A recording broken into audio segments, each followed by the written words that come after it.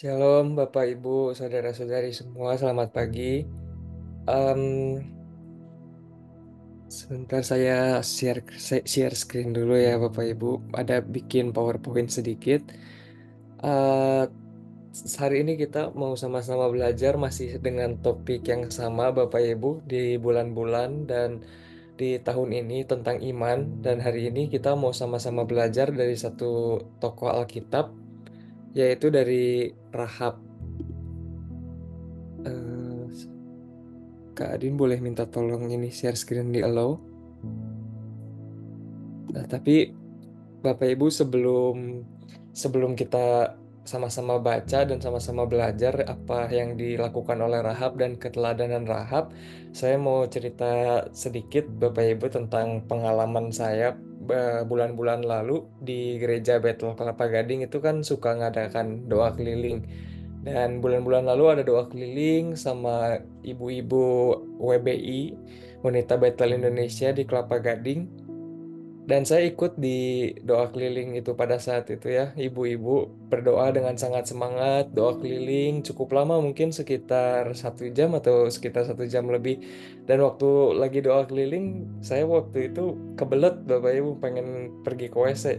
Cuman karena eh ibu-ibu itu lagi semangat doa keliling kan gak mungkin saya stop gitu ya. Ibu Siano lagi semangat berdoa buat kota Jakarta, nggak mungkin saya stop. Jadi saya mau buang air kecil pada saat itu, tapi saya tahan lah mungkinnya sekitar 1 jam. Dan cukup nggak enak rasanya, sakit juga gitu kan. Akhirnya setelah doa keliling selesai, minta ke kamar kecil, ke pom bensin. Dan saya dari kecil mungkin ya, kita udah buang air kecil itu ribuan kali, puluhan ribu kali, ratusan ribu kali. Tapi baru saat itulah buang air kecil itu puji Tuhan gitu, memuji nama Tuhan karena bisa buang air kecil.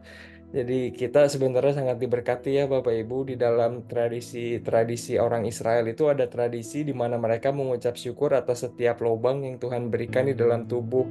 Mulut dikasih lubang untuk bisa makan, telinga untuk bisa dengar, hidung untuk bisa bernafas, terus kita bisa buang air besar, bisa buang air kecil. Kita adalah orang-orang yang sangat diberkati Tuhan ya Bapak Ibu. Dan saya menjadi merenung pada saat itu, eh, buat bisa diberkati Tuhan itu ada di dalam tubuh kita, ada di dalam hati kita, bisa punya sukacita di dalam Tuhan Yesus, kita bisa buang air kecil itu jauh lebih diberkati daripada seseorang yang tidur di istana mewah tapi nggak bisa tidur, atau misalkan punya toilet yang bagus tapi juga nggak bisa buang air kecil gitu. Jadi kita ini sangat diberkati ya Bapak Ibu. Cuman kita kadang-kadang tidak menyadari seperti itu. Nah, jadi hari ini kita sama-sama buka dulu sebentar ya Bapak Ibu ya. Share screen.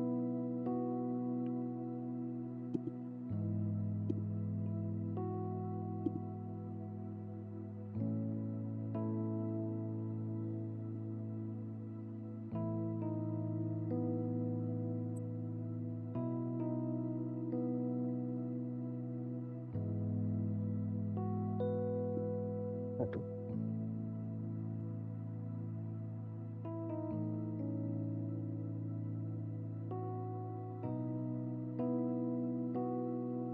ini ada masalah ya, aku minta kirim ke Kak Adin aja ya.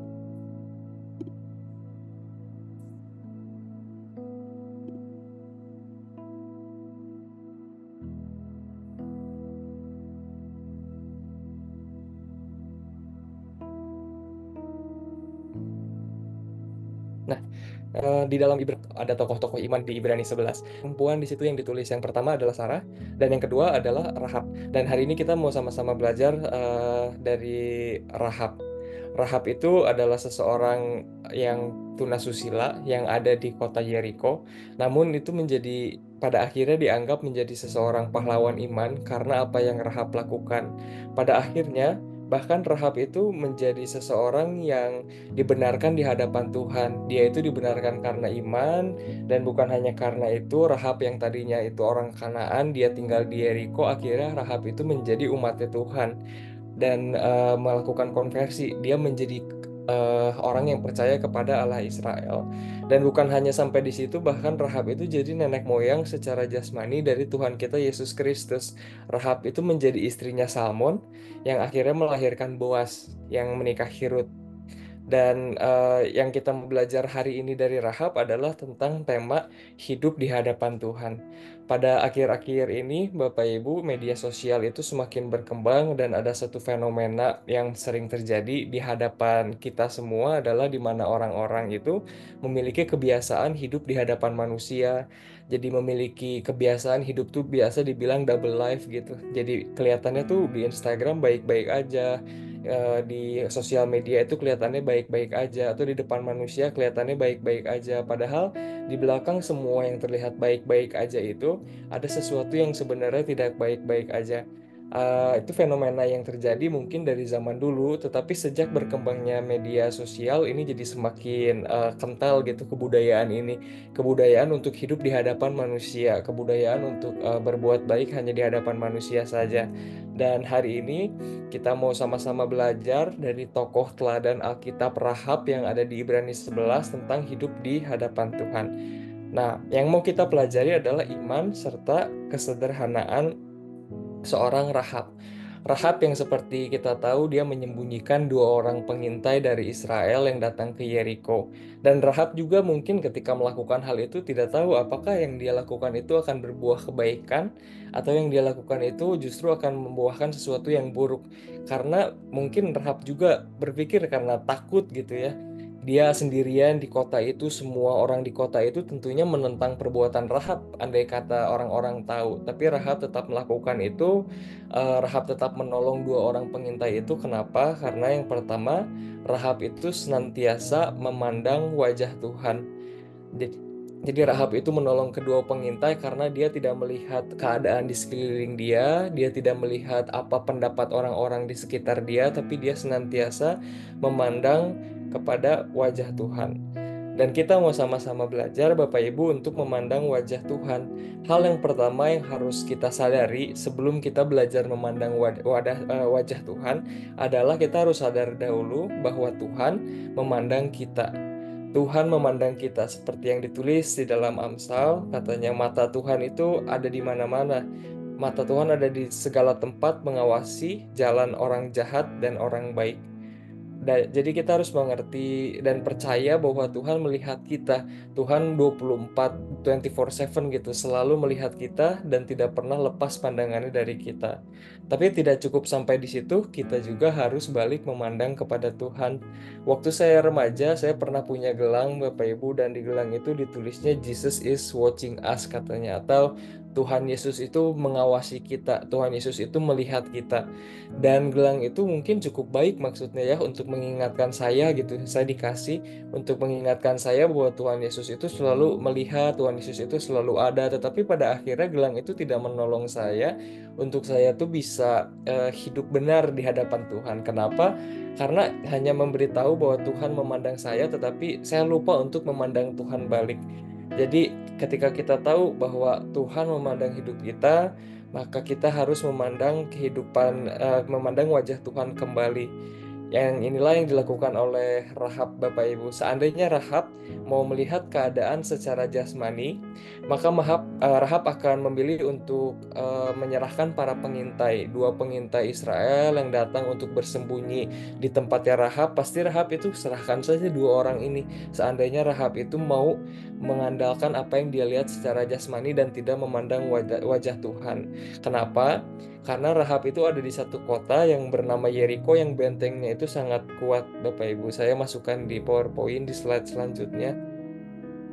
Ini adalah gambaran tembok Yeriko, Bapak Ibu, dari satu situs, dan dari penjelasan-penjelasan ini kita bisa lihat bahwa di situ ada ukuran manusia yang sangat kecil, lalu ada batu dan ada tembok yang berlapis gitu ya. Jadi tembok pertama itu di depan tingginya 4-5 meter, di atasnya ada lagi 7 meter. Berarti total sekitar 11-12 meter. Lalu ada jarak ke tembok yang kedua. Di situ tingginya di bawahnya ada 14 meter, tanahnya naik ke atas gitu, lalu di atasnya ada 7 meter lagi, artinya total mungkin sekitar 21 meter. Jadi tembok ini adalah tembok yang sangat tinggi dan tembok yang sangat kokoh. Jadi di balik dua tembok ini baru ada kota Yeriko di dalamnya. Seandainya Rahab, Bapak Ibu, mau melihat kondisi secara jasmani, maka tentu Rahab akan memilih serahkan saja kedua pengintai ini. Terlebih lagi Rahab belum pernah melihat dengan mata jasmani bahwa Tuhan melakukan mujizat besar. Yang Rahab dengar adalah Rahab mendengar. Rahab mendengar Tuhan melakukan hal yang besar. Rahab mendengar Tuhan menyelamatkan orang Israel dari Mesir, yang mana kejadian itu adalah 40 tahun yang lalu. 40 tahun yang lalu Tuhan menyelamatkan Israel dari Mesir, dan Rahab mendengar berita itu. Rahab percaya kepada Tuhan. Rahab memandang wajah Tuhan. Rahab berharap kepada Tuhan lebih daripada apa yang dia lihat secara mata jasmani. Jadi Rahab menolak untuk berlindung di balik tembok Yeriko yang sangat tebal ini, dan dia percaya melakukan segala sesuatunya untuk berkenan di hadapan Tuhan. Rahab tentunya dalam melakukan ini sedang membahayakan dirinya, Bapak Ibu, karena seandainya Rahab ketahuan, maka yang akan diterima Rahab tentunya adalah mungkin kurang lebih adalah hukuman mati, karena dia sedang mengkhianati satu bangsa. Dia mengkhianati orang-orang di sekitar dia, seolah-olah seperti itu, karena dia melakukan apa yang berkenan di hadapan Tuhan. Dia percaya kepada Tuhan. Ketika Rahab menyembunyikan kedua orang pengintai itu, saya percaya Rahab itu melakukannya dengan memandang Tuhan, dengan matanya tertuju kepada Tuhan, dengan matanya tertuju untuk melakukan apa yang berkenan kepada Tuhan. Dan itu yang hari ini juga kita mau pelajari, Bapak Ibu, untuk hidup menyenangkan hati Tuhan dan bukan hidup untuk menyenangkan hati manusia. Hidup untuk di hadapan Tuhan dan bukan hidup di hadapan manusia. Setelah kita tahu Tuhan memandang kita dan kita itu juga mau Tuhan, saya percaya Tuhan memandang saya 24/7. Tuhan selalu lihat hidup saya, apa yang ada dalam pikiran, apa yang ada dalam hati saya, Tuhan tahu dan Tuhan lihat. Maka Tuhan, saya juga mau memandang wajah Tuhan balik. Saya nggak mau Tuhan yang melihat saya saja, tapi saya nggak melihat Tuhan. Seolah-olah seperti cinta yang bertepuk sebelah tangan, seperti itu ya, Bapak Ibu. Dan kita mau belajar untuk hidup di satu audiens. Minta tolong di slide yang sebelumnya lagi, Kak Adin. Nah, kita mau belajar untuk hidup di hadapan satu audiens dan bukan hidup di hadapan banyak audiens, Bapak Ibu. Dan ketika kita hidup hanya di hadapan Tuhan, maka yang kita cari adalah perkenanan Tuhan. Yang kita cari adalah apa yang benar, apa yang salah di hadapannya Tuhan, apa yang berkenan, apa yang tidak berkenan di hadapannya Tuhan. Dan itu jelas bisa kita temukan di dalam firman Tuhan, nasihat dan keinginannya Tuhan. Sedangkan ketika kita hidup di banyak audiens, kita jadi bingung mau menyenangkan siapa ya. A bilang seperti ini, B bilang seperti ini, C bilang seperti ini. Lalu kita jadi stres sendiri. Aduh, gimana ya? Dia bilang gini, yang satu bilang gitu. Jadi siapa yang harus saya ikutin? Siapa yang harus saya senangkan? Ketika saya senangkan hati A, B kecewa. Ketika saya senangkan hati B, A kecewa. Jadi serba salah semuanya dan akhirnya kita stres sendiri. Itu juga realita media sosial. Kita berusaha hidup di banyak audiens, berusaha menyenangkan banyak orang, dan itu sangat sulit. Dan kita harus belajar untuk hidup menyenangkan satu audiens aja, yaitu Tuhan. Seperti yang Paulus katakan bahwa kita adalah hamba Tuhan. Jadi bagaimana sekarang? Adakah aku cari kesukaan manusia atau kesukaan Allah? Sekiranya aku mencoba berkenan kepada manusia, maka aku bukanlah hamba Kristus, kata Paulus. Dan inilah keteladanan Rahab yang pertama, dia hidup memandang Tuhan senantiasa. Dan yang kedua, kita percaya Tuhan senantiasa memberikan upah. Di dalam Matius 6 juga ditulis bahwa kita ketika melakukan segala sesuatu, kegiatan-kegiatan agama kita, melakukan hal-hal yang baik, itu kita lakukan di dalam tempat yang tersembunyi, karena Bapa melihat apa yang tersembunyi dan Bapa akan membalaskannya kepada kita. Dan ini juga teladan dari kehidupan Rahab. Ketika Rahab menyembunyikan dua orang pengintai ini, Bapak Ibu, Rahab tidak tahu bahwa dia akan ditulis ceritanya di Alkitab. Dia nggak tahu bahwa ceritanya akan dicatat oleh Yosua. Mungkin Rahab juga tidak tahu ceritanya akan ada di kitab Ibrani karena itu belum terjadi. Dan pada saat itu belum ada sosial media di mana apa yang dilakukan seseorang itu bisa direkam dan diviralkan gitu. Rahab, lihat ini Rahab misalkan, dia menolong orang Israel. Zaman dulu nggak ada media sosial dan tidak tersebar secara cepat ke seluruh orang. Rahab melakukannya di dalam kesederhanaan, di dalam iman bahwa apa yang dia lakukan itu Tuhan yang lihat, dan apa yang dia lakukan itu Tuhan yang akan memberikan upah. Rahab akhirnya menyembunyikan dua orang pengintai. Rahab akhirnya membawa mereka masuk ke tempat mereka. Dan dari mana Rahab tahu bahwa dua orang ini tidak akan mengkhianati mereka? Kenapa Rahab gak takut bahwa dua orang ini akhirnya akan menyerahkan Rahab ini kepada penduduk-penduduk Yeriko? Atau kedua pengintai ini pada akhirnya lupa sama janji mereka untuk menyimpan tali merah itu di luar tembok Yeriko, di tempat tinggalnya Rahab. Kenapa Rahab percaya bahwa pengintai ini tidak akan mengkhianati dia? Karena Rahab percaya bahwa yang akan memberikan upah adalah Tuhan. Rahab percaya bahwa Tuhan tidak lalai untuk menepati apa yang Tuhan janjikan. Rahab percaya bahwa Tuhan tidak akan lalai untuk memberikan upah atas apa yang dia lakukan untuk Tuhan. Dan di sini juga ditulis, katanya barang siapa yang berpaling kepada Allah, dia harus percaya bahwa Allah itu ada dan bahwa Allah memberi upah kepada setiap orang yang sungguh-sungguh mencari Dia. Jadi apapun yang kita lakukan, Bapak Ibu, kita mau percaya bahwa Tuhanlah yang melihat apa yang kita lakukan, dan Tuhan yang akan memberikan upah kepada apa yang kita lakukan. Ada banyak cerita hamba-hamba Tuhan, Bapak Ibu, dari zaman dulu sampai zaman modern, di mana apa hal-hal luar biasa yang mereka lakukan itu tidak terlihat oleh mata banyak orang. Seperti di Alkitab ditulis, misalkan orang-orang hamba-hamba Tuhan, nabi-nabi Tuhan banyak melakukan perbuatan-perbuatan hebat, tapi nggak mendapatkan upah seperti yang kita harapkan mungkin secara jasmani. Dan juga banyak para misionaris-misionaris yang namanya tidak kita kenal, yang melakukan hal-hal di tempat yang tersembunyi, tapi Tuhan membalas upah mereka. Dan saya mau juga cerita, Bapak Ibu pernah kenal, puji Tuhan, sama satu hamba Tuhan dari Nusa Tenggara. Beliau ini bukan orang yang terkenal, mungkin nggak ada yang kenal juga di dunia modern ini. Sudah almarhum, sudah kembali ke rumah Bapak. Dan namanya adalah Bapak Martinus. Beliau tinggal di Kalimantan. Beliau ini dari Nusa Tenggara, tapi terpanggil oleh panggilan Tuhan akhirnya melayani di Kalimantan Barat, di satu desa yang namanya Kelampai. Pada saat itu, di zaman beliau hidup itu belum ada jalan akses masuk ke sana, jadi beliau itu harus jalan kaki melewati hutan untuk masuk ke satu tempat. Dan akhirnya di situ ada sebuah gereja yang beliau dirikan, yang beliau rintis, memenangkan suku-suku Dayak di tempat itu, dan nama desa itu akhirnya dikasih nama Kelampai. Nama gerejanya Ebenezer. Sampai di sini Tuhan menuntun saya. Dan beliau ini orang yang sangat luar biasa, dan saya hormati. Beberapa kali saya ketemu dengan beliau, saya pernah pergi ke desanya beliau, dan beliau juga pernah datang ke Bandung pada saat itu. Dan setiap kali ngobrol dengan Pak Martinus ini, saya selalu excited, saya selalu senang ngobrol sama beliau, karena beliau memiliki iman yang sangat luar biasa. Hanya ngobrol sama beliau saja, impartasi imannya itu kerasa banget, Bapak Ibu. Dan kalau ada satu kata yang boleh saya deskripsikan tentang Pak Martinus ini, satu kata: iman. Dan beliau melakukan hal-hal yang luar biasa, pekerjaan yang besar, tetapi beliau tidak ada yang lihat pekerjaannya, seolah-olah tidak mendapatkan upah. Mungkin upah jasmani yang kita harapkan adalah beliau mendapatkan kehidupan yang nyaman, mungkin, dan upah jasmani lainnya mungkin mendapatkan ketenaran, mendapatkan kehormatan. Tapi hal-hal ini tidak didapatkan oleh Bapak Martinus. Tetapi saya percaya bahwa apapun yang Pak Martinus pada saat itu lakukan, Tuhan yang melihat dan Tuhan yang memberi upah.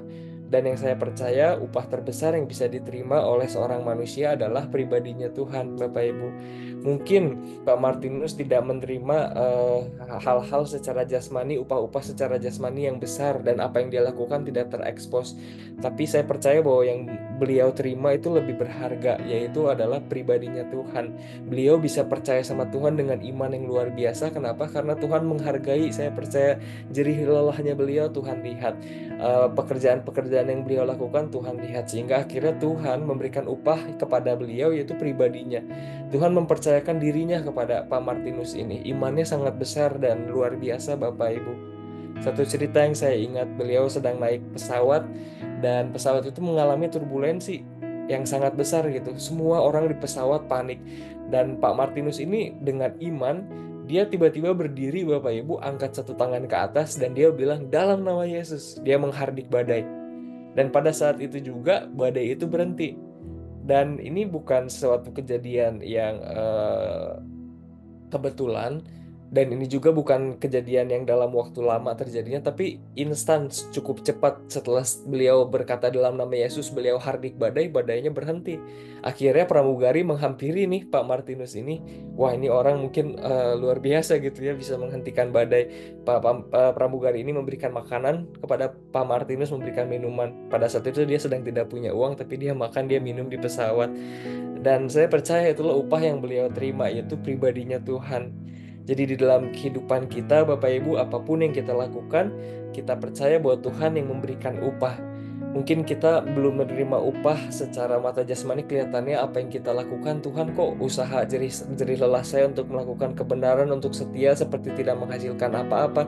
Tapi kita percaya bahwa Tuhan memberikan upah yang terbaik, yaitu pribadinya Tuhan yang semakin kita kenal. Tadinya mungkin kita ketika kita berbuat jahat, ada yang berbuat jahat sama kita, kita marah, kita emosi, tapi sekarang hati kita dipenuhi dengan kasih. Saya percaya itulah upah yang paling besar, di mana kita bisa bersatu dengan firman Tuhan, kita bisa bersatu dengan keilahian dan kemuliaan firman Tuhan. Dan yang terakhir, Bapak Ibu, di aku minta tolong Kak Adin slide yang paling terakhir ya. Di dalam slide yang paling terakhir, di sini ada tertulis yang kita mau ingat di Ibrani 12 ayat 2 ayatnya. Ditulis di sini, marilah kita melakukannya dengan mata yang tertuju kepada Yesus yang memimpin kita dalam iman dan membawa iman kita itu kepada kesempurnaan. Jadi di dalam kehidupan kita, kita senantiasa memandang kepada Tuhan Yesus. Dia adalah yang membawa kita di dalam iman. Pertama-tama, Dia yang memberikan kita memiliki iman, dan Dia juga yang akan membawa iman kita kepada kesempurnaan. Di dalam semua masalah yang kita hadapi, mata kita harus tertuju kepada Tuhan Yesus. Di dalam semua yang kita kerjakan, mata kita harus tertuju kepada Tuhan Yesus. Dan di dalam percaya bahwa kita akan menerima upah, mata kita pun tertuju kepada Tuhan Yesus. Ada satu ilustrasi yang diambil di sini yang namanya tightrope. Di sirkus seringnya Bapak Ibu ya, kita lihat orang berjalan di satu tali, luar biasa, dari ujung yang satu bisa jalan ke ujung yang lain. Tightrope ini ketika diterjemahkan ke dalam bahasa Indonesia, secara harfiah itu artinya tali tegang. Tapi ketika diterjemahkan secara figuratif, ini artinya keadaan sulit. Menarik ya Bapak Ibu ya. Jadi anggaplah Bapak Ibu, tali tightrope ini, tali tegang ini adalah kehidupan kita dan perjalanan iman kita. Dan yang harus kita lakukan ketika kita menghadapi kesulitan di dalam kehidupan kita, ini artinya kan keadaan sulit secara figuratif, yang harus dilakukan adalah mata kita harus senantiasa tertuju kepada satu tujuan, melihat ke depan, yaitu kepada Yesus. Dengan mata yang tertuju kepada Yesus, kita melakukan perjalanan iman ini, kita melakukan segala sesuatu, kita melakukan kebenaran, kita percaya segala sesuatu itu dengan menghadapkan mata kita kepada Tuhan Yesus. Ketika saya lihat Bapak Ibu tutorial gitu ya, caranya gimana sih bisa berjalan di atas tali seperti itu? Kok mereka luar biasa bisa berjalan di atas tali seperti itu? Lalu instrukturnya berbicara, katanya ketika berjalan di atas tali, kita nggak boleh langsung ngelihat ke bawah katanya. Kita jangan lihat ke kaki kita, tapi kita harus lihat tali warna kuning atau warna apapun itu yang ada di ujung tujuan, yang ada di ujung tali tegang itu. Biasanya ada talinya yang beda warna. Kamu lihat ke situ katanya, kamu fokus ke situ, jangan lihat langsung ke bawah. Fokus ke situ sambil menyeimbangkan badan. Dan itulah Bapak Ibu yang mau kita pelajari di dalam menjalani perjalanan iman. Kita nggak lihat ke bawah, di mana kita lihat, aduh masalah kita besar sekali gitu. Kita nggak lihat ke bawah, di mana kita berpikir bahwa, aduh apa yang saya lakukan kok rasanya sia-sia Tuhan. Saya melakukan sesuatu, berusaha berkenan sama Tuhan, tapi nggak ngelihat upah. Kita harus mengarahkan mata kita kepada tujuan, yaitu kepada Tuhan Yesus, sambil menyeimbangkan hidup kita di dalam firman Tuhan, tidak ke kiri dan tidak ke kanan. Dalam keadaan yang takut, dalam keadaan ketika masalah terasa besar, kita selalu melihat bahwa hidup ini adalah perjalanan iman, dan tujuan saya adalah Yesus Kristus, dan melakukannya dengan mata yang tertuju fokusnya kepada Tuhan Yesus, kepada firman Tuhan.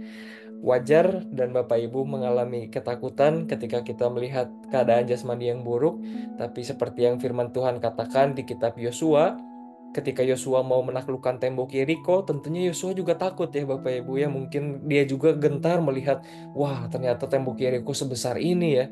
Ternyata tembok Yeriko ini setinggi ini untuk diruntuhkan. Tapi apa yang Tuhan katakan 4 kali Bapak Ibu hanya di dalam Yosua 1. Sebelum Yosua masuk ke tanah Kanaan dan menaklukkan tembok Yeriko, Tuhan bilang, kuatkan dan teguhkanlah hatimu. Gak cuman sekali, 4 kali di ayat 6, ayat 7, ayat 9, ayat 18 diulang-ulang terus sama Tuhan. Yosua, kuatkan dan teguhkanlah hatimu. Yosua, kuatkan dan teguhkanlah hatimu. Artinya secara jasmani itu keadaan yang Yosua alami ingin membuat Yosua gentar.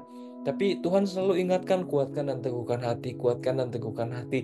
Dan kita sama-sama mau belajar Bapak Ibu, ketika di dalam perjalanan iman ini untuk semakin serupa dan segamar dengan Tuhan Yesus, perjalanan iman untuk menjadi hamba-hambanya Tuhan, perjalanan iman untuk melakukan kehendak Bapa dan menyelesaikan pekerjaannya yang menjadi makanan kita itu, melakukan kehendak Bapa, menyelesaikan pekerjaannya. Dalam perjalanan kita melakukan itu mungkin kita mengalami banyak struggle, banyak masalah, dan kita seringkali takut ketika menghadapi keadaan jasmani. Tetapi kita harus ingat apa yang dikatakan Tuhan kepada Yosua berkali-kali, kuatkan dan teguhkanlah hatimu. Ketika kita ragu, kuatkan dan teguhkanlah hatimu. Ketika takut, kuatkan dan teguhkanlah hatimu. Sambil memandang Tuhan Yesus, tujuan iman kita dan pemimpin kita yang akan membawa iman kita itu kepada kesempurnaan Bapak Ibu. Jadi kita belajar dari Rahab, hidup di hadapan Tuhan, kita belajar untuk memandang Tuhan senantiasa dan percaya bahwa Tuhan yang akan memberikan upah atas segala kerja keras kita. Mari kita berdoa. Bapa di dalam kerajaan surga, terima kasih untuk berkat yang Tuhan berikan kalau hari ini kami bisa memiliki Mesias, kami bisa memiliki seorang pemimpin yang memimpin kami di dalam iman, yaitu Tuhan Yesus yang akan memimpin kami di dalam kuat kuasa Roh Kudus. Tuhan, kami mau hidup di hadapan-Mu, kami ingin memandang wajah-Mu dalam keseharian kami percaya Engkaulah yang akan memberikan upah atas segala kerja keras kami, segala hal yang baik yang kami lakukan untuk nama-Mu. Engkau melihat setiap kami Tuhan yang melakukannya. Berkati setiap kami, berikan kami iman Tuhan untuk melakukan segala sesuatunya dengan mata yang tertuju kepada Yesus dan bukan tertuju kepada hal yang lain. Kuatkan dan teguhkan hati kami Tuhan Yesus, apabila ada di antara kami yang sedang goyah, sedang takut. Tuhan, kuatkan dan teguhkan hati kami dengan kuasa firman-Mu yang meneduhkan badai. Terima kasih Bapa, diberkatilah nama-Mu. Urapi setiap kami dalam menjalani hari ini, berkati kami dan jauhkan kami dari segala yang jahat, dari segala pencobaan. Terima kasih Bapa, di dalam nama Tuhan Yesus kami berdoa. Amin.